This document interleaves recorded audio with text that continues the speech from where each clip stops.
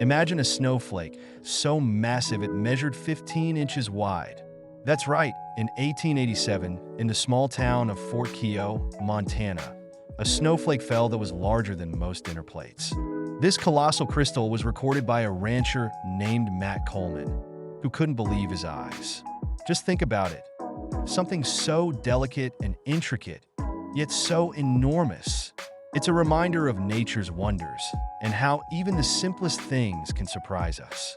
Snowflakes typically average about 0.2 inches, so this one was a true giant, showcasing the incredible variability of weather. Who knew a single snowflake could hold such a record?